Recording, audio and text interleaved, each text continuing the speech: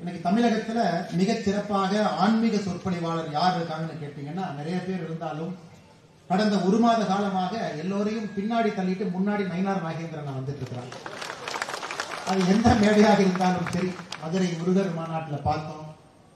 தொடர்ச்சியாக நானும் பார்த்து கொண்டிருக்கின்றேன். இத்தனை காலமாக அவருக்குள்ள அடங்கி இருந்த அந்த ஆன்மீக எழுச்சி, ஆன்மீக உணர்வு என்று பல மேடைகள்ல நான் பார்த்து கொண்டிருக்கின்றோம்.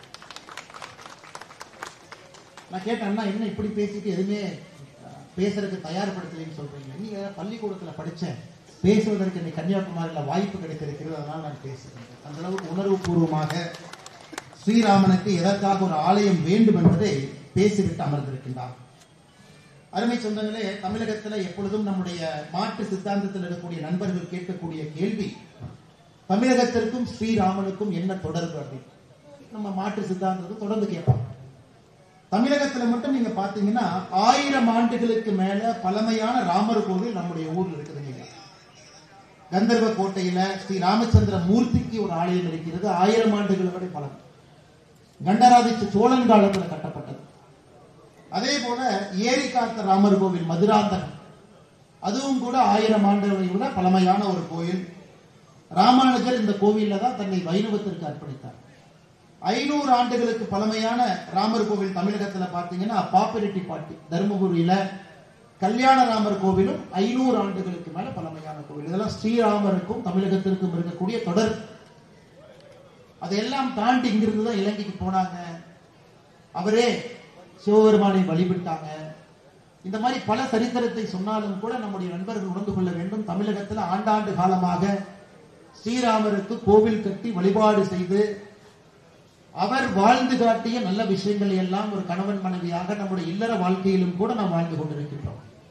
இன்னைக்கு வைகுண்டபுரத்துல 200 ஆண்டுகளுக்கு பழமை இருக்கக்கூடிய இந்த கோவில் மண் கோவிலாக இருந்த ஒரு கோவில, இதனுடைய சரித்திரத்தை பார்த்தீங்கன்னா, திருவிதங்காரனுடைய சித்திரை திருநாள் மகாராஜா இந்த கோவிலை பல ஆண்டு காலம் போற்றி வழிபட்டு இந்த ஆலயத்துக்கு தேவையான எல்லா விஷயத்தையும் கூட செஞ்சாங்க. வெள்ளிமலை விவேகானந்த ஆசிரமத்தினுடைய சுவாமிஜி, சாரதா தேவி அம்மையாருடைய சீடா சுவாமிஜி அம்பானந்தா அவங்க நிறைய அந்த கோவிலுக்கு பண்ணியிருக்கிறாங்க. இன்னைக்கு நம்முடைய சுவாமி சைத்தன்யானந்தி மகாராஜ் அவர்கள் இந்த கோவிலுக்கு நிறைய பண்ணியிருக்கிறாங்க. அப்படிப்பட்ட சிறப்பு வாய்ந்த ஒரு கோவில். இந்த கோவிலுக்கு என்றே ஒரு சரித்திரம் இருக்கிறது.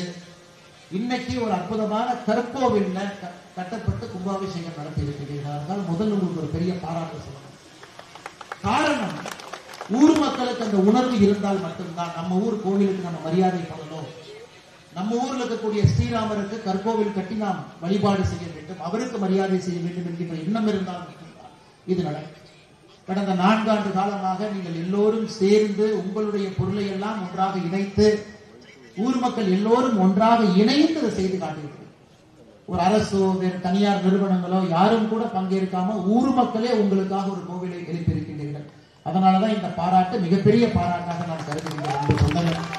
அதனால் நிச்சயமாக வருகின்ற காலத்துல இந்த ஆலய வழிபாடு மூலமாக இன்னும் நம்முடைய சனாதன தர்மத்தினுடைய எழுச்சிய அடுத்து வரக்கூடிய எல்லா தலைமுறைக்கும் கூட நம்முடைய இந்து தர்மத்தினுடைய கோட்பாடுகளை, குறிப்பாக இளைஞர்களுக்கு, வயது குறைந்தவர்களுக்கு, நம்முடைய வீட்டில் இருக்கக்கூடிய நம்முடைய வழிபாட்டு முறை, கோவில்ல நம்ம எப்படி ஆண்டவனை வழிபடுகின்றோம், சனாதன தர்மத்தினுடைய தத்துவங்களை எப்படி வாழ்க்கையோடு இணைத்து வாழ்ந்து கொண்டிருக்கின்றோம், இதையெல்லாம் நம்முடைய இளைய சமுதாயத்திற்கு நீங்க எடுத்து காட்டணும். மதுரையில முருகர் மாநாட்டில் நான் ஒரு விஷயத்தை பேசினேங்க ஐயா. அது சில பேர் அதை தவறா புரிஞ்சுக்கிட்டாங்க. இருந்தும் இந்த மேடையில மறுபடியும் நான் அதை பேசுறேங்க. ஏன்னா குறிப்பா நம்முடைய இளைய சமுதாயம் இதை உணர்ந்து கொள்ள வேண்டும் என்பதற்காக. எல்லா மதமும் சம்மதம் என்று நினைக்கக்கூடியவன் நான். இருந்தும் நாம் சார்ந்திருக்கக்கூடிய இந்து மதம் இன்னைக்கு எப்படி இருக்கு அப்படிங்கறத நீங்க தெரிஞ்சுக்கணும். உலக அளவில் யாருக்கு தெரியுமோ இல்லையோ, கன்னியாகுமரி மக்களுக்கு தெரியும். 30 ஆண்டுகளுக்கு முன்பு இந்து மதத்தை சார்ந்தவர்கள் எத்தனை பேர் கன்னியாகுமரியில் இருந்தாங்க, இன்னைக்கு 2025 எத்தனை பேர் இருக்கிறாங்க. இன்னைக்கு உலகம் முழுவதும் பாத்தீங்கன்னா எந்த மதத்தை சார்ந்தவர்கள் அதிகமாக வசிக்கின்றார்கள்? கிறிஸ்தவ மதம். 230 கோடி பேர். 230 கோடி பேர் இன்னைக்கு கிறிஸ்தவ மதத்தை சார்ந்தவர்கள் இந்த உலகத்தில் இருக்கிறாங்க. 200 கோடி பேர் இஸ்லாம் மதத்தை சார்ந்தவர்கள் இருக்கிறார். 30 கோடி கம்மி, 200 கோடி பேர். மூன்றாவதாக எந்த மதம் இருக்குன்னு கேட்டீங்கன்னா ஆச்சரியப்படுவீங்க. எந்த மதத்தையும் சாராதவர்கள் மூன்றாவது இருக்கிறாங்க, அன்அஃபிலியேட்டட். 190 கோடி பேர். இன்னைக்கு நீங்க இங்கிலாந்து, யுனைடெட் கிங்டம் போனீங்கன்னா 53% மக்கள் அங்க கடவுள் இல்லை, நான் எந்த கடவுளையும் வழிபட மாட்டேன் என்று 53% மக்கள் யூகேல இருக்கிறாங்க. சைனால 140 கோடி பேர் இருக்கக்கூடிய சைனா போனீங்கன்னா 120 கோடி பேர் கடவுளை வழிபடாமல் இருக்கிறார். இன்னைக்கு உலகத்துல கடவுளை வழிபடாதவர்கள் அதிகமாக கொண்டிருக்கின்றார்கள், கடவுள் இல்லை என்று நம்புவர்களும் அதிகமாக கொண்டிருக்கின்றார்கள்.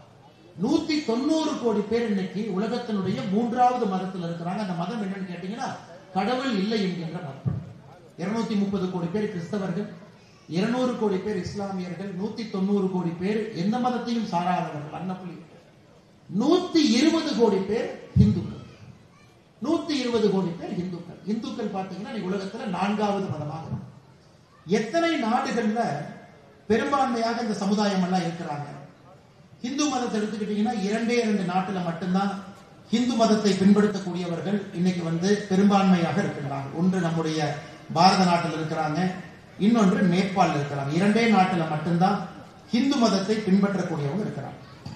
கிறிஸ்தவ மதத்தை பின்பற்றக்கூடியவர்கள் 120 நாட்டுல பெரும்பான்மையா இருக்கிறாங்க. இஸ்லாமிய மதத்தை பின்பற்றக்கூடியவர்கள் 53 நாட்டுல பெரும்பான்மையா இருக்கிறாங்க.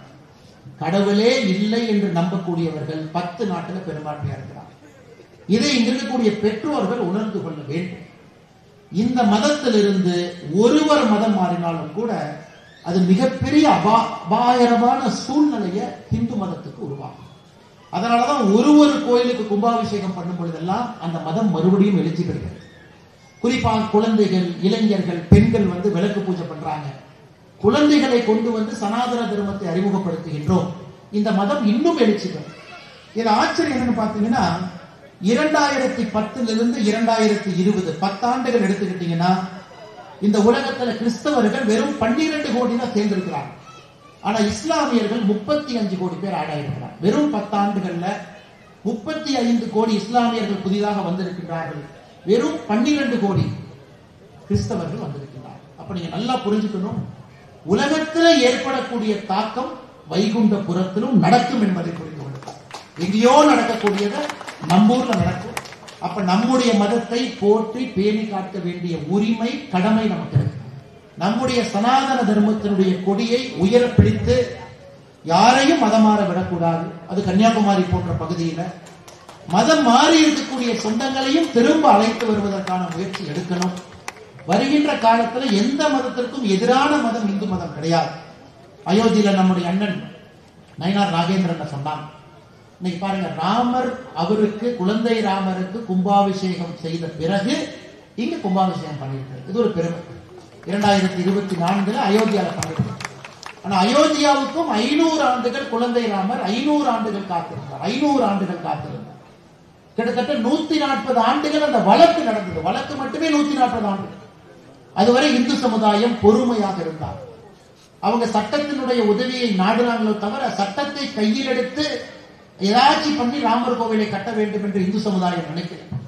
எல்லா பிரச்சனையும் அடிப்படையை தீர்த்து விட்டு கோவிலை எழுப்ப வேண்டும் என்கின்ற வைராகியத்தோடு 500 ஆண்டுகள் இந்து சமுதாயம் பாரத நாட்டிலே காத்திருந்து 140 ஆண்டுகள் சட்ட வழக்கு அதெல்லாம் நடத்தி 2024 ராமருக்கு கோவில் எழுப்ப. இதுல ஆச்சரியம், சுப்ரீம் கோர்ட்ல அந்த கேஸ் பார்த்தீங்கன்னா குழந்தை ராமரே வாதாடலாம்.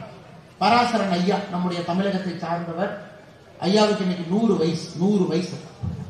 100 வயது இருக்கக்கூடிய பராசரன் ஐயா உச்ச நீதிமன்றத்துல இந்த வழக்கை எடுத்து வாதாடிய பொழுது ஒரு நாள் கூட செருப்பு போடாம உச்ச நீதிமன்றத்துல வாதாடினார் பராசரன் ஐயா. காரணம் என்ன? 100 வயது இருக்கக்கூடிய ஒரு மனிதர், சனாதன தர்மத்தின் மீது முழு நம்பிக்கை இருக்கக்கூடிய பராசரன் ஐயா செருப்பு போடாம தான் உச்ச நீதிமன்றத்தில் இந்த வழக்கு நடத்தினார். காரணம் என்னன்னா, இந்த கேஸே பாத்தீங்கன்னா லார்டு ராம் வெர்சஸ் இன்னொரு குரூப். இந்த கேஸே குழந்தை ராமர் தனக்காக வாதாடினார். ஆனா குழந்தை ராமர் உச்ச நீதிமன்றத்தில் அவருக்காக பராசரன் ஐயா வாதாடினார்.